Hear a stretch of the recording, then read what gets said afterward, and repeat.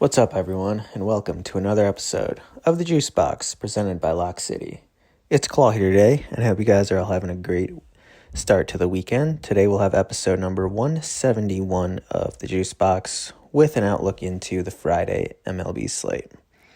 But before we get into it, just a reminder that you can join our premium tier Discord at wap.com/LOCKCITY. For only $5 per month, this gets you access to every cheat sheet every day, across all active major sports, access to premium picks from all 9 of our pro cappers, and tons of sports-specific and stat-specific data points on a daily basis to help you become a better sports bettor. That's wap.com/LOCKCITY. Get instant access for only 16 cents a day. All right, to recap yesterday, JuiceBox Lock of the day. Marlins first 5 minus a half. Cash with these.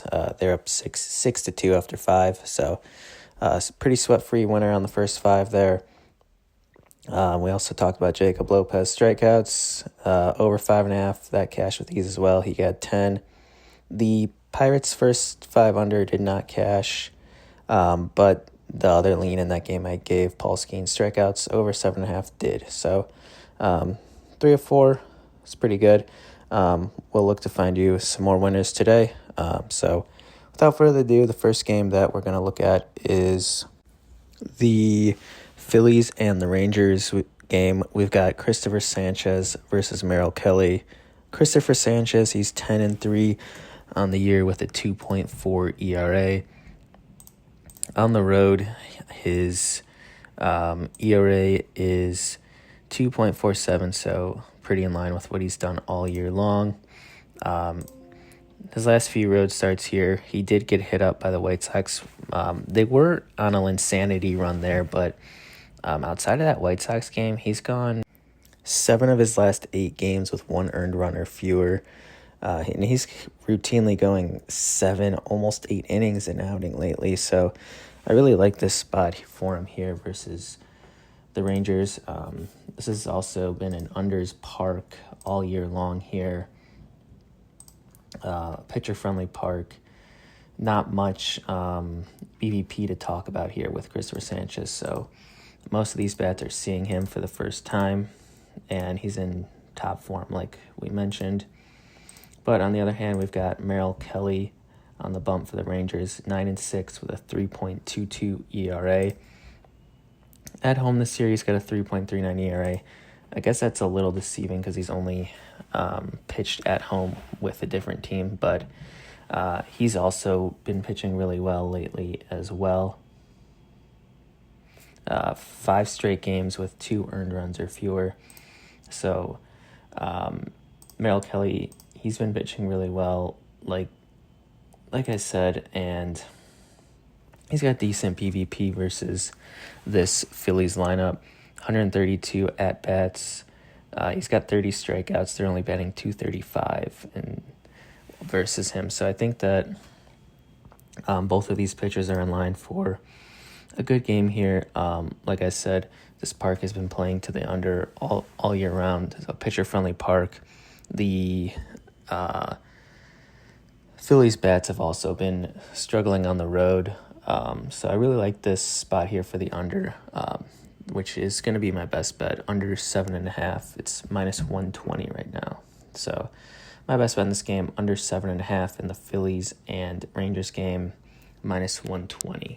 The next game up we'll look at is the Pirates and the Reds game. We've got Chase Burns versus Mitch Keller, but more specifically, we're just going to focus on Chase Burns here. We're going to look at his strikeouts at the lines at 7.5. So before last game, which not going to get too much into it, but he only pitched 1 inning because of a rain delay. But before that, he had 10 strikeouts versus the Dodgers, 10 versus the Nationals, 10 versus the Rockies, 7 versus the Phillies, and he had 8 versus the Yankees. So he's over in 4 of his last 6 games if you exclude the Braves game. And I think this is a good spot for him to get some strikeouts as well. The Pirates bats, as we know, aren't aren't very good. They just saw Logan Webb get 10 strikeouts versus them twice in a week. He had 10 at Pittsburgh, and he had 11 at home versus them in the span of a week. We look at other guys that are high velo, high K guys like George Kirby, Luis Castillo, Brian Wu. They got 9, 8, and 8 respectively.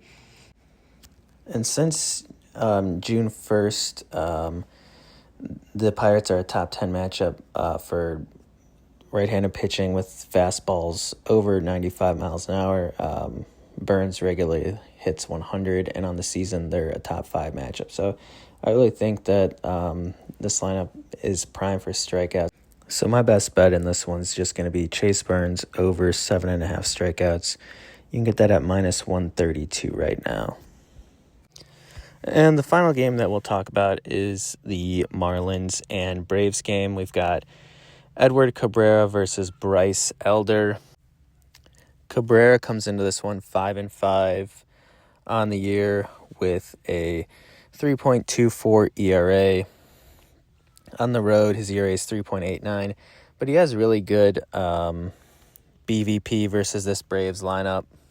In 34 at-bats versus Cabrera, he's got 13 strikeouts, and they're only batting .235 versus him, so that's a 38% strikeout rate versus them.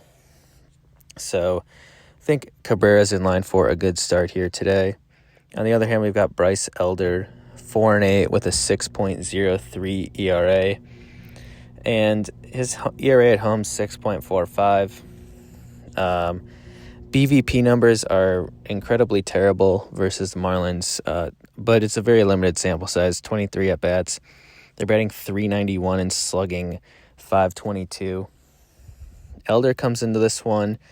His last few home games versus the Giants, he let up 3 runs. Versus the Angels, he let up 4. He let up 9 versus Philly. He let up 4 versus the Rockies, 3 versus the Red Sox. He hasn't been pitching well at all this year. I think this is a really good spot here to take Marlins first 5 again. The Marlins, I think, can hit him up, and I think that Edward Cabrera obviously can pitch pretty well. I don't really love this Braves lineup, especially without Riley and Acuna. So I actually like 2 bets in this one, so I'll give them both. I like Marlins first 5. Pardon me. Marlins first 5 money lines minus 135. I also don't mind the run line is Marlins minus a half is plus 100. But either way, I like Marlins first 5, and then I also like Edward Cabrera over 5.5 strikeouts. That's plus 116, so getting a really nice price on that for a guy who's had really good success versus this lineup. And he's gotten at least 6 strikeouts in 5 of his last 7 games. So he's really hit this number pretty consistently lately. And this Braves lineup is not one that I'm really scared of. All right, so for the JuiceBox Lock, let's just run it back. Marlins first 5 minus a half, plus 100. Lock that in. Let's cash, and we'll see y'all again here tomorrow. Peace.